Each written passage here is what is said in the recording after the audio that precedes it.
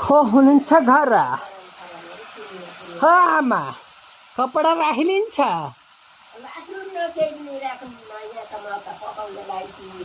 राम्रो राम्रो कपडा ल्याएको छ।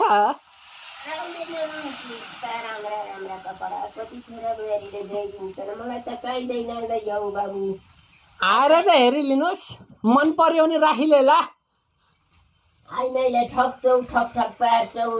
ए मेरी आमा तपाईँलाई ठगेर हामी मर्नु पर्दैन।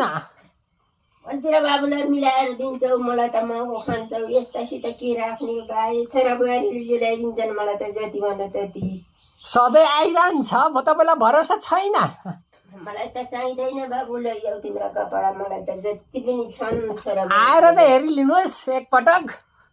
हेर्दिनँ मैले, तिम्रो मालकीलाई तौल्दिनँ बरु भाइ। नतौलिएपछि लिएर जाऊ बेच। खाना पकाउनुलाई छौ?